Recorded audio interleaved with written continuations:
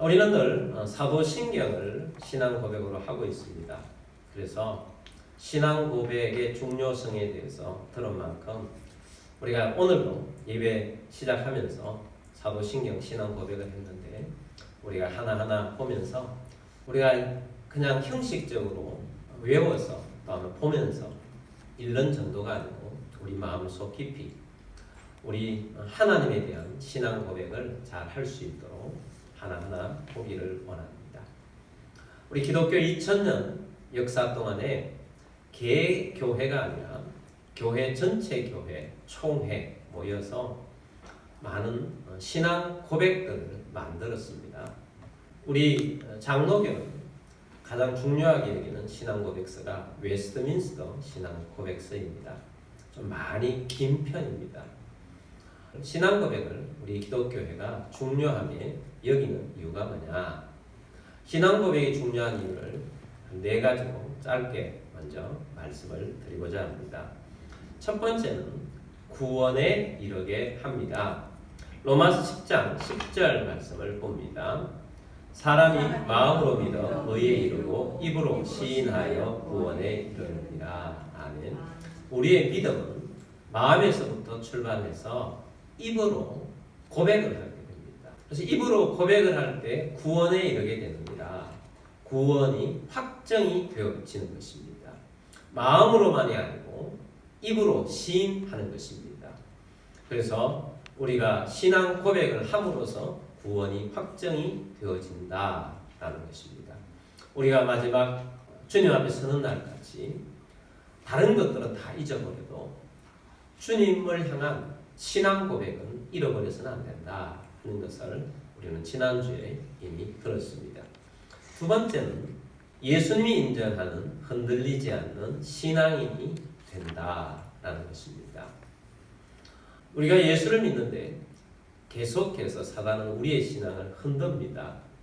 강온 양면 작전을 씁니다.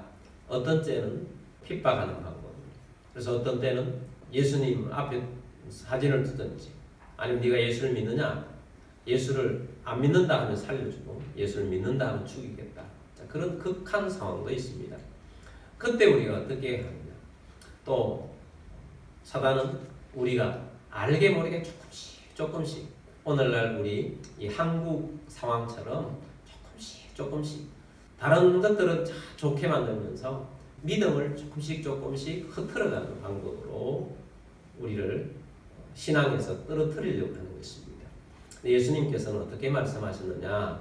누가복음 12장 8절 9절 말씀 보면 내가 또한 너희에게 말하노니 누구든지 사람 앞에서 나를 시인하면 인자도 하나님의 사자들 앞에서 그를 시인할 것이요 사람 앞에서 나를 부인하는 자는 하나님의 사자들 앞에서 부인을 당하리라.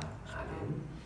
자, 우리가 예수 믿는다고 고백하는 자를 우리 주님께서 결단코 외면하지 않으시겠다. 하나님의 사자들 앞에서 저 사람은, 저 형제는, 저 자매는 바로 나를 신앙으로 진정으로 고백하는 자다. 이렇게 인정해 준다는 것입니다.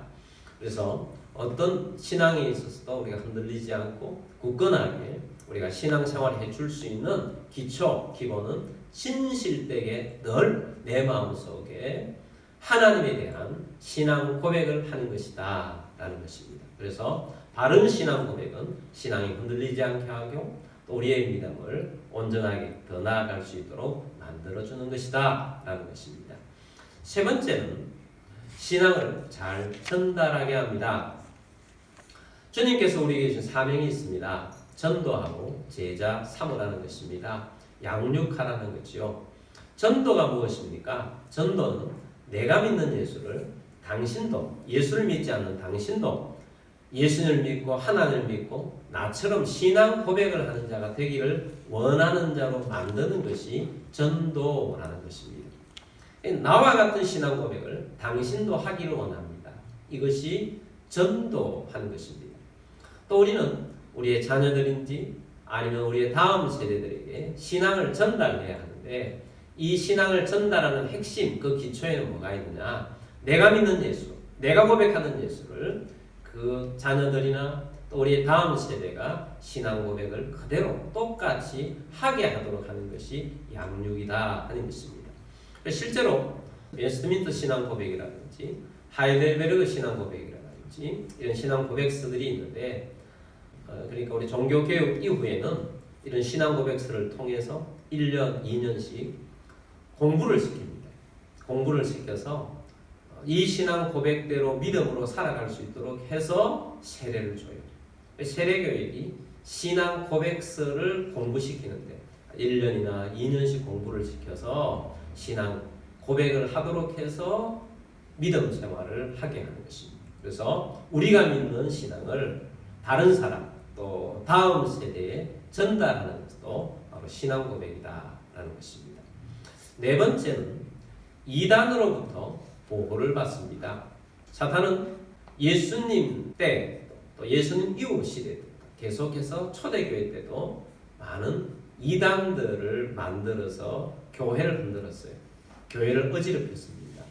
그래서 교회를 어지럽히고 힘들게 하는데 잘못된 이론을 정립을 하게 되면 이단이 되는 거잖아요. 오늘날도 이단의 폐해가 얼마나 많습니까? 예수님 재림 때까지 이단은 계속해서 나타날 것입니다.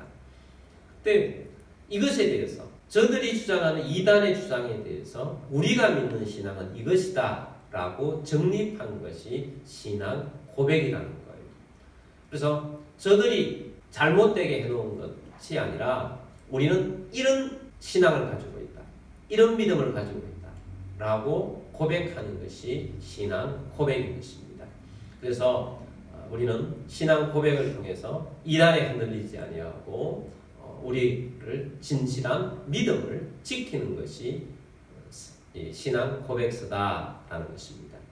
근데 신앙 고백은 교회가 만들어 놓은 신앙 고백서가 굉장히 많다고 했죠.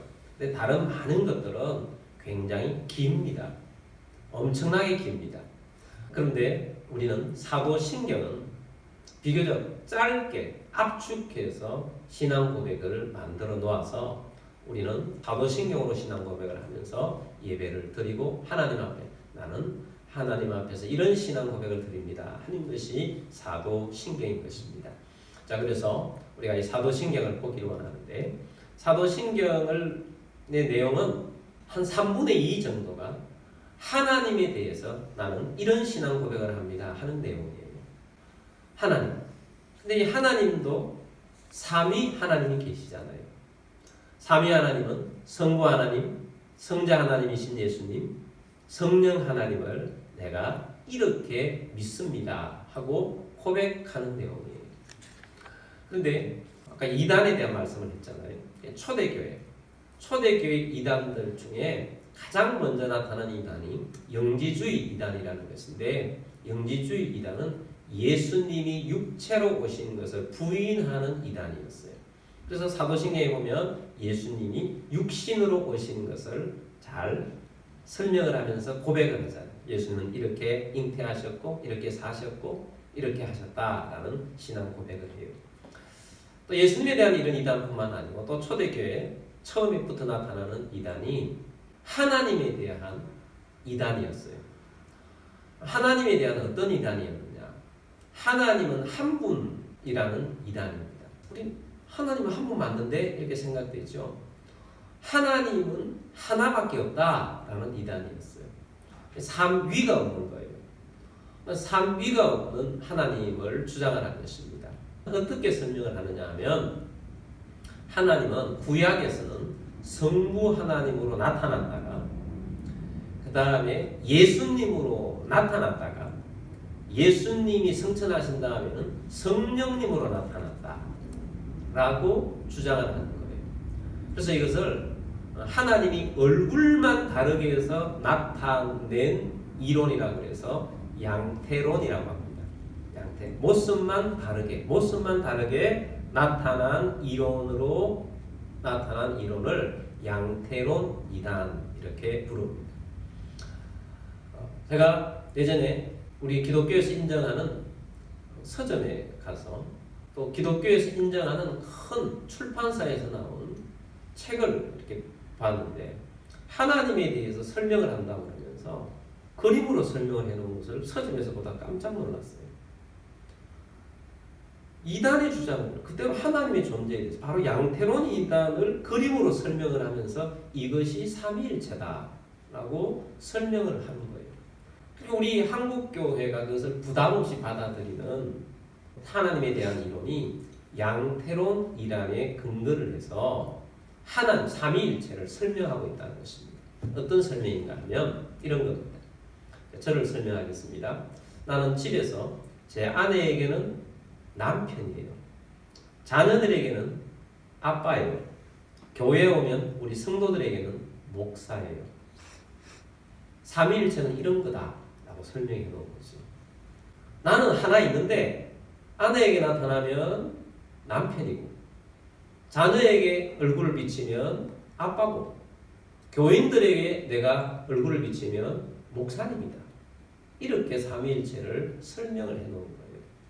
자, 이것은 초대교회 때부터 이단으로 만들어 놓은 양태론 이단인 것입니다. 이건 뭐가 문제냐면 일체만 있다는 거예요. 삼위 설명이 잘못된 것입니다. 삼위라는 존재 다르다는 거예요. 성부 하나님이 다르고 예수님이 다르고 성령 하나님이 다릅니다. 이 존재, 이 삼위 하나님이 동시에 나타난 적이 있습니다. 예수님의 세례 현장입니다. 예수님이 세례 받으실 때 성령이 비둘기처럼 임했어요.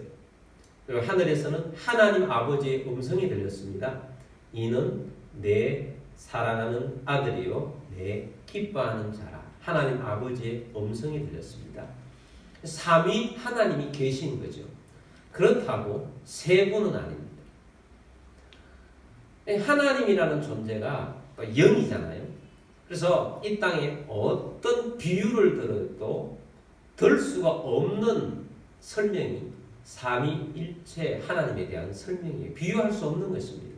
비유를 들었다 그러면 잘못될 수밖에 없는 것이 삼위일체 하나님에 대한 설명인 것입니다. 켈빈도 이렇게 그냥 하나님은 삼위로 계시고 하나님은 하나이시다 이렇게 하니까 많은 공격을 받았습니다. 어떤 공격을 받았냐 하면 네가 말하는 하나님은 괴물이라는 거예요. 머리 셋 달린 괴물이다. 성부 머리 있고 성자 머리 있고 성령 머리 있고 몸은 하나다.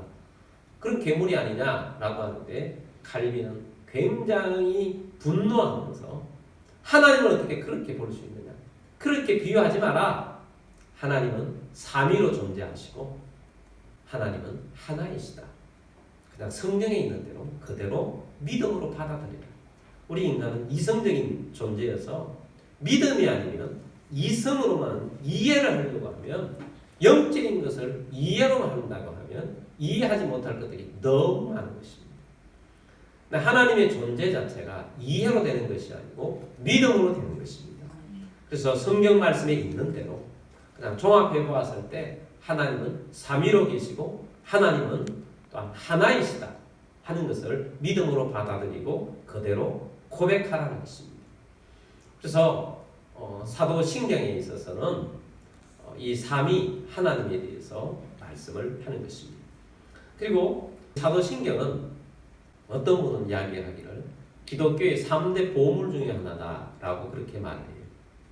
주기도문, 사도신경, 십계명은 3대 보물이다 라고 이야기할 정도로 이 사도신경은 굉장히 귀중한 거죠. 근데 어떤 분들은 주기도문이나 십계명은 성경에 있는데 사도신경은 성경에 있는 내용이 아니잖아요. 그래서 이 사도신경을 어떤 사람들은 권위를 낮춰서 이야기하는 사람이 있는가 하면 어떤 사람은 이 사도신경을 폄훼합니다. 사도신경은 누구든지 만들 수 있는 것이다 라고 폄훼합니다. 또 어떤 사람은 이 사도신경을 가지고 신앙 고백하는 것은 다 이단이다고 오히려 역공격을 합니다. 어디에서 역공격을 하느냐? 이단들이 역공격을 합니다. 이단들 중에 너희는 사도신경을 고백하는 것이니까 성경에 없는 내용을 하니까 이단이다 라고 하는 것입니다. 그리고 사도신경을 사도라는 말이 붙어 있는데 사도가 만들었다는 증거가 없지 않느냐. 기록상에 사도가 만들었다는 증거가 나타나지 않기 때문에 이걸 증명할 길이 없는 거예요. 그래서 이 사도신경 사도가 만든 것도 아닌데 왜 사도신경이라고 하면서 고백하느냐라고 공격을 합니다.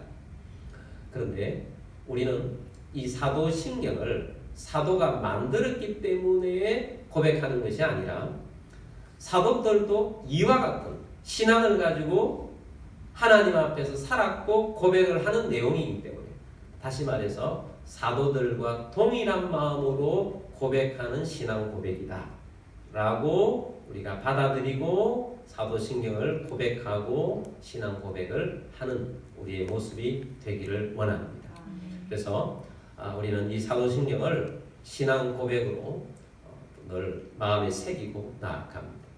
자, 우리 하나님에 대한 사도신경의 고백이 한 3분의 2 나온다고 했는데 그 중에 성부 하나님에 대한 고백이 첫 줄에 나옵니다. 우리는 이 번역이 바뀌자마자 새 번역인데 우리 교회에서는 새 번역으로 사도신경을 하게 되었습니다. 자, 어떤 내용입니까? 나는 전능하신 아버지 하나님 천지의 창조주를 믿습니다. 이 새 번역이고 옛날 번역은 전능하사 천지를 만드신 하나님 아버지를 내가 믿사오며. 자, 여기 보면 하나님 아버지를 믿는데 우리가 고백하는데 중요한 세 가지를 고백하는 거예요. 첫 번째는 전능하신 하나님, 두 번째는 천지의 창조주 하나님, 세 번째는 아버지 하나님. 이 세 가지로 우리가 고백을 하는 것입니다. 자, 이 세 가지를 하나하나 보도록 하겠습니다. 첫 번째는 전능하신 하나님이십니다. 하나님은 전능하십니다. 엘샤다이 하나님, 전능하시다, 불가능이 없으시다. 말씀 한마디로 모든 것을 시작하시는 하나님이시다 라는 것입니다. 하나님은 전능하시다 하는 것을 우리가 사도신경 늘 시작하면서부터 고백하는 것입니다. 하나님은 전능하십니다. 하나님의 전능성이 우리 마음속에 조금이라도 흔들릴 때 우리는 삶 속에서 의심하는 신앙, 또 불가능하다라는 말들로 자꾸 나오게 되는 겁니다. 아브라함이 나이 99세가 되었을 때 하나님이 아브라함에게 나타나셨어요. 그럼 하나님께서 아브라함에게 첫 번째로 주시는 말씀이 아브라함아 나는 전능한 하나님이다 이렇게 말씀하시면서 시작을 하세요. 아브라함아 나는 전능한 하나님이다. 내가 너로 심히 번성하게 해주겠다. 너는 한 민족의 조상이 될 뿐만 아니라 열국의 조상이 될 것이다. 그렇기 때문에 오늘부로 너의 이름을 바꾸어라. 아브람이라고 하지 말고 아브라함이라고 하라. 아브라함의 이름의 뜻은 아비라는 뜻이고 아브라함이라는 이름의 뜻은 열국의 아비라는 이름의 뜻 아니겠습니까? 내가 내 후손과 언약을 맺겠다. 너를 통해서 민족들이 나고 왕들이 태어날 것이고 너의 후손들의 하나님이 내가 되어줄 것이다. 내가 영원히 너와 내 후손들과 언약을 맺어서 내가 그렇게 만들어줄 것이다. 이렇게 하나님 말씀하세요. 하나님이 99세에 된 아브라함에 나타나 첫 번째 자신을 계시하면서 하나님이 나는 무한 하나님이다. 전능한 하나님이다. 내가 그렇게 만들어주겠다. 자, 그렇게 됐습니까? 안 됐습니까? 역사 속에서 그대로 되었습니다. 아브라함이 그 말씀을 들었을 때 부인 사라의 나이가 89세였고 경수가 끊어져 있고 불가능할 때였습니다.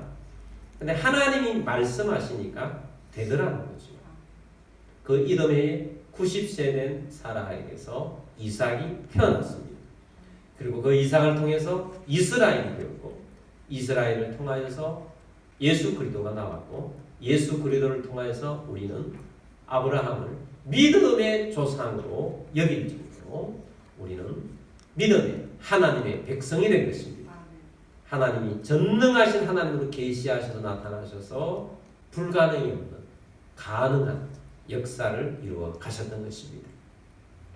이스라엘 백성들이 애굽에서 노예 생활을 했죠. 요셉을 통하여서 애굽으로 건너가는데 400년을 지나다 보니까 지나면서 애굽 사람들의 노예가 점점 되어가다가 모세 때에는 어떻게 됐습니까? 남자아이가 태어나면 무조건 죽여버려요. 그런데 말도 하나 하지를 못해요. 항의 한번 할 수가 없어요. 그리고 노동 착취가 일어나잖아요. 우리가 이집트의 순례를 가면 피라미드라든지 또 스핑크스라든지 그런 거대한 것을 봅니다. 자, 그러한 것들을 만들게 한 사람들이 이스라엘 사람들을 노예로 삼아서 만든 거예요. 정당한 노동의 대가를 주지도 않고 만들어라는 것입니다. 그래도 찍소리를 못하는 그 정도로 노예 생활을 하니까 거기에서 해방이 된다는 것은 불가능한 일입니다. 근데 하나님께서 모세를 부르고 난 다음에 하나님이 자신을 그렇게 계시하십니다. 나는 스스로 있는 자니라. 영어로 I am who I am. 그 말은 나는 나다. 나를 다른 것으로 설명할 것이 없다. 나는 스스로 있는 자다. 나라는 존재는 세상에 아무것도 없을 때 나 혼자만 있었고 나를 통해서 모든 세상이 이루어졌다. 그 말인 거죠. 나밖에는 어떤 것들도 설명할 수가 없다. 나는 설명할 수 없는 존재라는 거죠. 나는 스스로 존재하는 자다. 내가 말한다. 내가 택한 백성들을 해방시킬 것이다. 하나님이 모세에게 그렇게 말했어요. 그리고 하나님이 모세를 보내서 애굽에서 10대 재앙을 통해서 이스라엘 백성들을 해방시키죠. 나중에 홍해를 가르기까지 하죠. 자, 그 모든 배경에는 하나님이 계십니다. 전능하신 하나님 외에는 설명할 길이 없는 것입니다. 오늘 우리들이 믿는 하나님은 전능하신 하나님이십니다. 의심하지 말고 믿게 되기를 바랍니다. 어떤 상황이나 어떤 힘든 일이 있다 할지라도 전능하신 하나님께서 다 회복시켜 주실 것입니다. 우리 기도하고 있는 목사님 중에 막 지난주에는 또 사진까지 와서 자랑을 막 하시는 분이 계셨어요. 애기 사진. 어떤 그냥 조카가 있었는데 조카가 결혼을 했는데 애기를 못 낳는 거예요. 그래서 시험관 이제 가서 열심히 해도 계속해서 안 되는 거예요. 그리고 이제 그 부부가 이제 목사님을 찾아왔습니다. 삼촌 목사님을 찾아온 거지. 삼촌, 마지막으로 딱 한 번 해보는데 삼촌 목사님 기도받고 가서 해보겠습니다. 딱 마지막으로. 여러분, 우리가 믿음 생활하면서 제일 첫 번째로 하나님을 의지하면, 그렇게 전적 의지하면 참 좋은데 우리는 대부분의 많은 경우에 하다가 안 되면 마지막으로 합니다. 근데 처음부터 의지하긴 했는데 마음이 다른 거죠. 마지막으로 라는 말은 우리의 혼심을 다 기울여서 끝까지 한번 해보겠다는 거예요. 마지막으로 해보겠습니다. 마지막으로 하나님을 전적으로 믿고 해보겠습니다. 이거잖아요. 근데 마지막으로 하는 사람들 중에는 두 가지 같아요. 전적으로 하는 사람, 다른 사람은 해도 그만 안 되도 그만.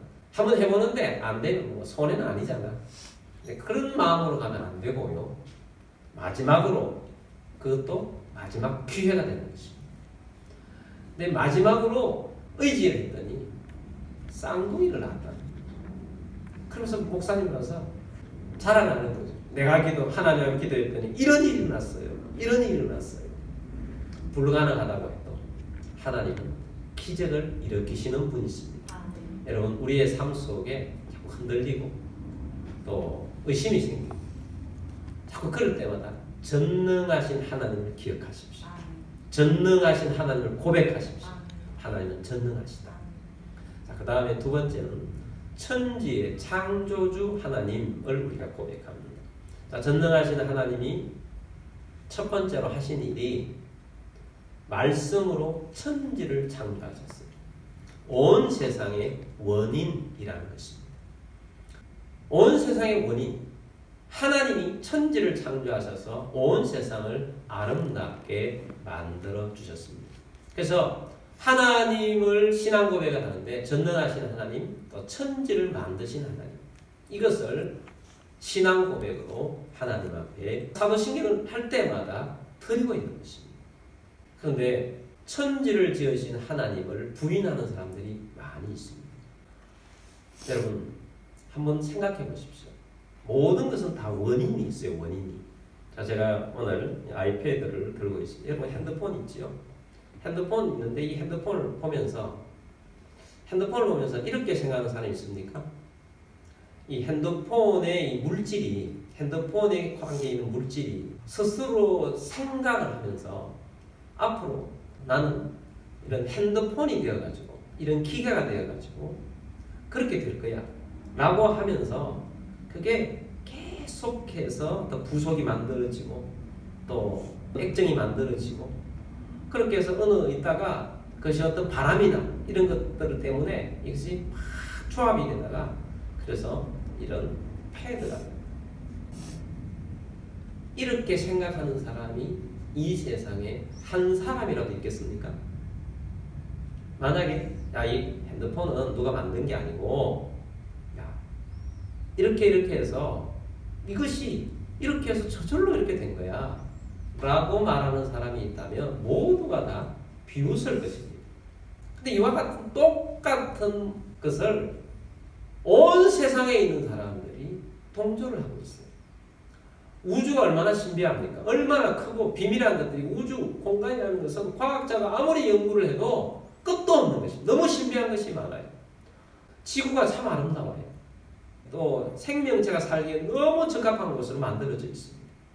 23.5도로 딱 기울어져 있기 때문에 또 돌아가기 때문에 적당한 시간으로 돌아가기 때문에 사계절이 있어요. 생명들이 살기에 아름다운 곳이에요. 그리고 생물들이 살아가고 있어요. 근데 이 지구를 보면서 어떤 사람이 이거는 물질이 어쩌다가 생겼는데 이 생긴 물질이 자꾸 점점 커져가지고 이 지구가 만들어졌고 이 지구가 또 그냥 있지 않고 막 이 공기 속에서 돌게 됐어. 돌게 되는데 여기에 어떤 생명체가 하나 생겼어. 생명체가 어떻게 생겼는지 설명도 안 해. 생겼는데 이 생명체가 하나 생겨가지고 나는 앞으로 사람의 모습이 되어질 거야 하고 그 속에서 스스로 생각이 되어서 계속해서 역사가 진행되고 계속해서 이 생명이 생명을 낳고 하다 보니까 어느 순간 사람과 같은 모습이 됐어. 자, 이렇게 이야기하는 사람들이 이 세상에 많습니까? 적습니까? 오늘날 이 시대에 너무너무 많은 사람들이 그렇게 생각을 하고 있어요. 근데 이 신비한 이 세상을 누군가가 만들었다. 이게 정상이 아니에요. 정말 능력 있는 자가 만들어서 이렇게 된 거지. 핸드폰처럼. 만들어서 이렇게 된 거지. 이걸 우연히 이렇게 해서 되었다. 라고 하는데 동조를 하는 것은 정말 어리석은 사람들인 것입니다. 여러분, 온 천지 세상을 창조하신 분이 하나님이십니다. 하나님께서 그렇다고 성경에 말씀을 통해서 기록으로 남겨주셨습니다. 우리는 천지를 창조하신 하나님을 믿습니다. 그래서 우리의 천지에 창조하신 하나님을 믿는 것이 매우 중요합니다. 그리고 이 하나님이 세 번째는 나의 아버지 하나님이 되어 주셨다는 것입니다. 하나님께서 세상을 다 만드시고 마지막으로 흙으로 사람을 빚으시고 그 코에 생기를 불어넣으시니 살아있는 생영이 된 것입니다. 육체도 있지만 영체가 되었다. 영이 있는 존재가 되었다라는 것입니다. 그리고 남자와 여자를 창조하시고 생육하라, 번성하라, 충만하라, 땅을 정복하라, 다스리라 이런 말씀들을 주시고 삶을 살아갈 수 있도록 해주신 것입니다. 근데 이렇게 똑똑하게 만들어진 아름다운 인간이 하나님의 말씀을 거역하고 하나님 말씀대로 살지 않기로 하고 거역을 해버렸습니다. 창조되었을 때는 하나님이 아버지셨는데 아버지를 떠난 거예요. 근데 우리 하나님께서는 창조하시기 전부터 인간을 그렇게 이렇게 만들어 놓으면 타락하실까지 하나님은 미리 다 아셨어요. 창세 전부터 구원 계획까지 다 짜놓으셨어요. 하나님의 아들 독생하신 예수 그리스도를 이 땅에 보내서 십자가를 지서 우리가 지은 죄를 다 용서받게 하시고 또 부활의 권능으로 사망 권세를 깨뜨리시고 영원히 다시 사는 그런 세계까지 다 계획을 하시고 창조하신 거예요. 그 역사를 진행하시면서 때가 되면 하나님의 아들 예수 그리스도를 이 땅에 육신으로 보내주셔서 믿는 자들 구원받게 하시고 구원받은 자들을 통해서 하나님은 아빠, 아버지가 되셔서 그의 백성들을 이끌어 가시는 것입니다. 그러면서 하나님 아버지는 이렇게 말씀하시죠. 오늘 본문 말씀 보겠습니다. 이사야 43장 7절 말씀입니다. 내 이름으로 불려지는 모든 자 곧 내가 내 영광을 위하여 창조한 자를 오게 하라. 그를 내가 지었고 그를 내가 만들었느니라. 아멘. 주님의 이름으로 불려지는, 그래서 우리 창조된 우리들은 하나님의 영광을 위해 창조되었습니다. 하나님의 영광 돌리는 사람들로 살게 하고 그들을 오게 하라. 그래서 우리가 왔어요. 전에는 하나님을 벗어난 탕자였는데 다시 돌아왔어요. 그리고 지금도 하나님은 사랑의 아버지, 탕자의 아버지로서 믿지 않는 수많은 앞으로 아버지라고 부를 사람들을 오게 하라고 하는 것이죠. 그래서 그들도 하나님 앞에 와서 전능하사 천지를 만든 하나님 아버지를 내가 있어 이렇게 고백하도록 만들기를 원하시는 것입니다. 그래서 오늘 우리들도 사랑의 전달자, 하나님 아버지의 사람으로서 전달자가 되어서 그들을 구원하는 데 또한 앞장서야 할 것입니다. 자, 그래서 우리는 하나님 아버지에 대한 세 가지 신앙 중요한 내용들을 보았습니다. 첫 번째는 뭡니까? 전능하신 하나님. 두 번째는 천지를 지으신 하나님. 세 번째는 아버지 하나님이십니다. 자, 우리가 늘 신앙 고백을 하는데 천지를 지으신 전능하신 하나님께서 우리의 아버지가 되어주셨습니다. 여러분, 불가능하다고 생각을 해서 흔들리는 부분이 있습니까? 회개하시고 전능하신 하나님 믿겠습니다. 그리고 하나님이 역사하셔서 하나님 일하시는 것을 보기를 원합니다. 하나님 우리 교회 가운데 일하는 걸 보기를 원하고 우리 가정 가운데 일하기를 보기를 원하고 내 삶 가운데 보기를 원합니다. 주님, 내가 이런 결핍이 있습니다. 내게 부르짖으라고 하셨사오니 믿고 부르짖겠습니다. 전능하신 하나님, 창조주 하나님, 내 아버지가 되어주셨사오니 나를 인도하시고 이끄시고 나에게 공급해 주신 하나님 있습니다. 하나님, 그 하나님께 고백합니다. 하고 기도하며 나아가겠습니다. 기도드리겠습니다.